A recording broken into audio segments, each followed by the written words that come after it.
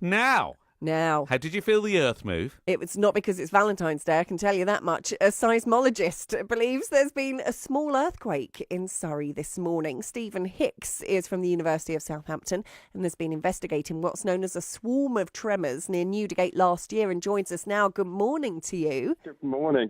I've just moved to Imperial College London, so in the last couple of weeks... We will update our information accordingly. No problem, that's fine. But you're still a seismologist, Stephen? Yes, I am, yeah. How absolutely. worried should we be about the tremors in Surrey? Well, it looked like, we were looking at the data last summer through August, September, October, and it looked like sort of the number of earthquakes was dying off. The magnitude was dropping off as well. So it looked like it was coming to an end. And then I looked on Twitter this morning and someone said, oh, we just felt something. So I had a look at the online data and there was, something on all of the seismic stations, the monitoring stations that we installed last year. So yes, there has been an earthquake. How much of a something? Yeah, so the British Geological Survey in the last 10 minutes or so have come up with a location and magnitude. So the location is the same as last year's earthquakes. So they're quite shallow. They're about 2 kilometres beneath the surface.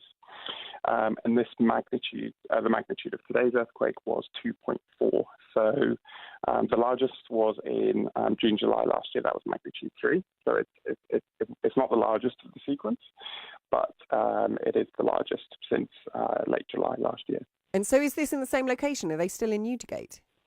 Yeah, so they're sort of a little bit east of Newdigate, between Newdigate and Charwood. Yeah. Do we expect something else? Very rarely are they on their own, aren't they? Yeah, so sometimes you will get what's called aftershock. So sometimes they readjust, these larger earthquakes will readjust the stress along the geological faults, which may cause some smaller earthquakes in the future. We can't completely rule out that there might be a slightly larger one, but it's unlikely. But I think what we can call this is a swarm of seismic events, because we're not seeing.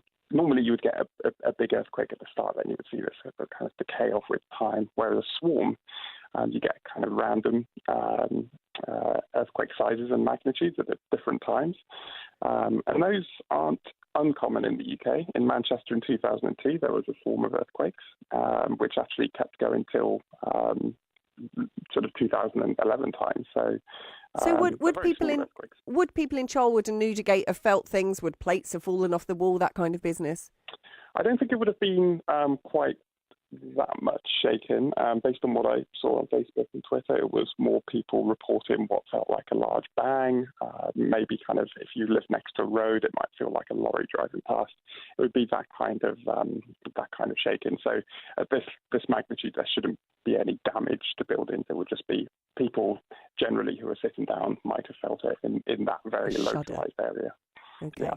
Thank you very much indeed. Stephen Hicks, seismologist from, remind us, which institution now, Stephen? Imperial College London. Imperial College London. Can we correct that for GDPR, please? Thank you very much. It's 8:45. These are the headlines.